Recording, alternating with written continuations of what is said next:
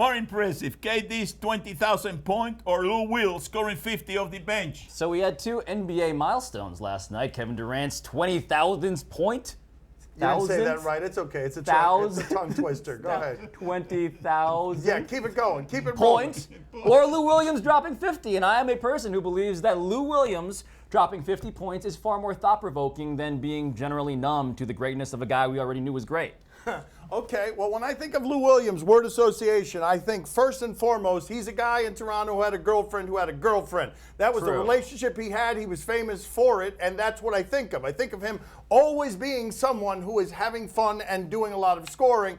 Kevin Durant is a 7-footer who's an extraterrestrial. And the moment that you are numb to the fact that he has entirely changed basketball because of how he plays it at that size is the moment that you're disrespecting the greatness a little bit too much by putting in the same sentence with a question with Lou Williams. But speaking of redefining relationships, Lou Williams does cause us to redefine what it means to come off the bench. He did this off the bench. Like, we should probably either start Lou Williams or stop caring about whether guys start or not. I was unnecessarily upset on something that began with Lou Williams being famous for having a girlfriend who had a girlfriend. He has as many girlfriends as he did rebounds last night, too. That was a cheap 50.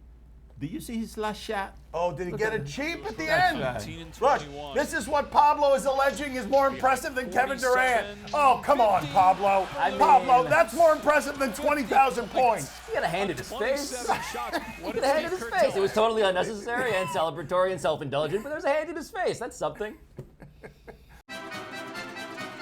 Should Warriors fans be worried about the Steph Curry's ankles? Look, this is not my account. This man here wrote the definitive piece on Steph Curry's ankles in ESPN, the magazine. I made fun of him for months because he was doing nothing but reporting again and again about a guy's ankles. So he's the authority. Go ahead and tell the people whether they should be worried about the ankles or not, because no one's done more reporting on this than Pablo Torre in the history of boring subjects. Thank you for undercutting all of the stuff I was about to say. But I did talk to everybody in Steph Curry's life about whether they worry about his ankles and how much they worry.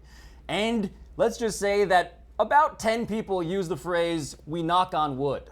Like, if you're talking about Steph Curry's ankles, knock on wood, because this is a very unique situation. Steph Curry, the great superstar of our league, was basically fishtailing when he turned upwards on a court. None of the people in his life have confidence that he will not get injured again. So should we have confidence in that same subject? Probably not. I told you he was an expert. Can I say something to Steph? Yes, of course.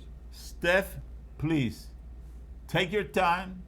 Don't rush into it and get healthy. Right, yeah. Because we need you to be in tip-top shape when you face LeBron in June. Right, I want you to kick his again, like you usually do. You know? That's what you got to do. And he wants your ankles to stay attached to the leg he uses to kick the aforementioned. That's correct.